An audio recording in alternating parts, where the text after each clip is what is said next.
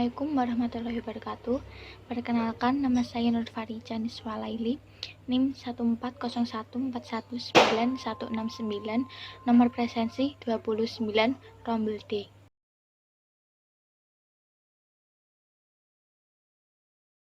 Hakikat manusia.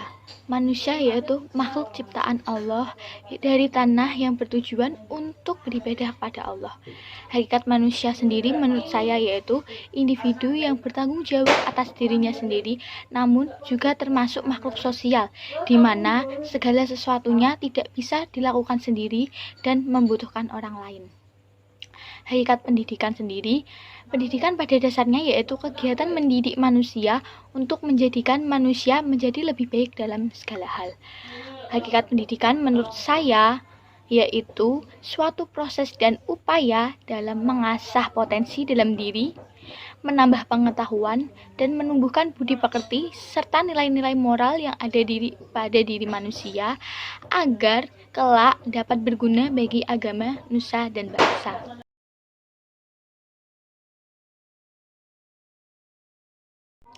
Dimensi kemanusiaan sendiri ada 4 macam. Yang pertama ada dimensi keindividualan, yang kedua ada dimensi kesosialan, yang ketiga ada dimensi kesusilaan, dan yang terakhir ada dimensi keberagamaan. Upaya kita sebagai seorang guru untuk menumbuhkan dimensi-dimensi tersebut dari dalam diri peserta didik diantaranya. Yang pertama ada dimensi keindividualan. Upaya yang dapat kita lakukan yaitu mendorong peserta didik untuk membentuk kepribadiannya sendiri atau menemukan kemandiriannya sendiri. Dimensi yang kedua yaitu ada dimensi kesosialan. Upaya yang dapat kita lakukan sebagai seorang guru yang pertama, mendorong peserta didik untuk bergaul dengan teman sebayanya.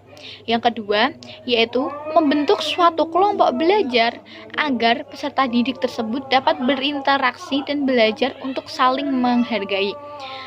Untuk dimensi yang ketiga yaitu ada dimensi kesusilaan atau yang berhubungan dengan nilai dan norma. Upaya kita sebagai seorang guru untuk menumbuhkan dimensi kesusilaan dari dalam diri siswa atau dari dalam diri peserta didik di antara yang pertama, menanamkan kesadaran dan kesediaan pada diri peserta didik untuk senantiasa melakukan kewajibannya di samping hak bagi peserta didik itu sendiri.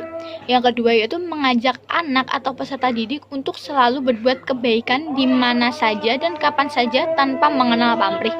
Yang ketiga yaitu mengajarkan kepada peserta didik mengenai budaya kesopanan dan tingkah laku yang baik dan benar yang sesuai dengan norma yang berlaku pada masyarakat kita. Dimensi yang keempat yaitu ada dimensi keberagamaan atau yang berhubungan dengan agamis ataupun kepercayaan. Sebagai seorang guru, upaya yang dapat kita lakukan untuk menumbuhkan dimensi keberagamaan dari dalam diri peserta didik diantaranya yaitu yang pertama, kita sebagai seorang guru harus dapat memberikan teladan, harus dapat memberikan contoh yang baik kepada para peserta didik, terutama dalam hal perilaku yang sesuai dengan tuntutan agama kita.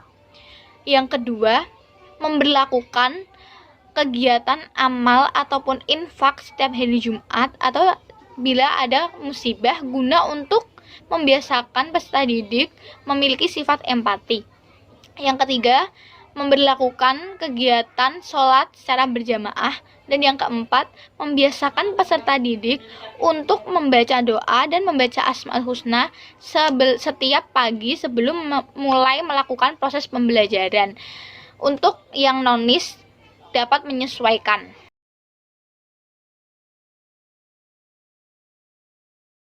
Implementasi asas pendidikan ing ngasusun tulodo ing madya mawon karso dan tuturi handayani atau dalam arti di depan memberikan contoh, di tengah-tengah memberikan semangat, dan di belakang memberikan dorongan, yaitu bahwa seorang guru atau pendidik saat berada di depan muridnya harus mampu memberikan teladan dan contoh yang baik dalam segala hal, khususnya dalam perilaku. Seorang guru di tengah-tengah murid harus mampu memberikan ide dan prakarsa.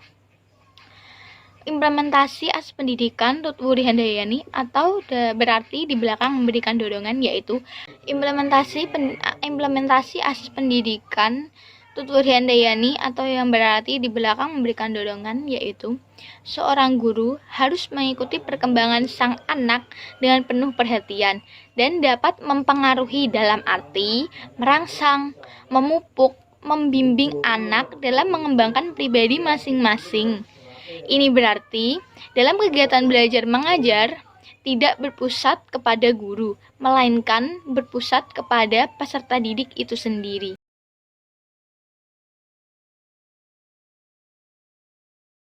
Semenjak adanya wabah COVID-19 yang harus diperlakukan lockdown sehingga mengharuskan seluruh kegiatan baik berupa belajar mengajar maupun pekerjaan dilakukan di rumah. Pembelajaran online sendiri menurut saya masih banyak kekurangan, terutama apabila diterapkan kepada siswa SD yang pada dasarnya pola pikir mereka masih berupa bermain. Bagaimana tidak, anak-anak atau siswa-siswa SD justru menganggap pembelajaran online tersebut sebagai waktu mereka untuk liburan. Contoh kasusnya yaitu berada di daerah saya sendiri. Anak-anak di daerah saya justru bermain dengan teman sebaya mereka pada jam-jam atau pada waktu-waktu yang seharusnya mereka gunakan untuk melakukan pembelajaran online, dan guru-gurunya juga membiarkan begitu saja. Selain itu, masih banyak dari siswa SD yang belum memiliki fasilitas dalam digunakan untuk pembelajaran online.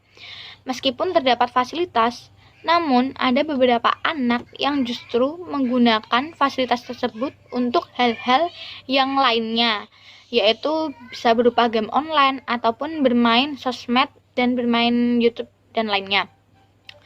Pembelajaran online sendiri juga memerlukan kuota internet.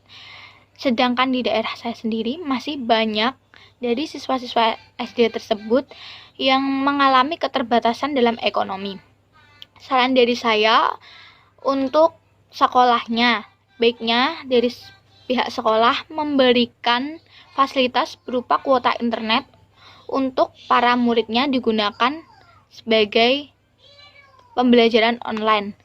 Bagi siswa sendiri yang belum memiliki fasilitas berupa HP, bisa bergabung dengan temannya yang memilikinya, dan saran bagi gurunya sebaiknya memberikan pembelajaran berupa streaming ataupun apapun yang bisa diakses oleh siswa, baik berupa video ataupun apapun itu.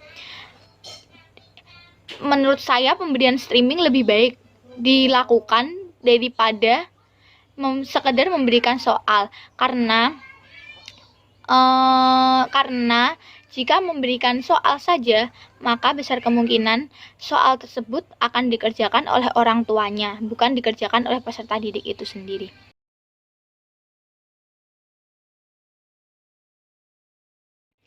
Lingkungan belajar merupakan salah satu faktor luar atau faktor eksternal yang berpengaruh terhadap hasil belajar siswa.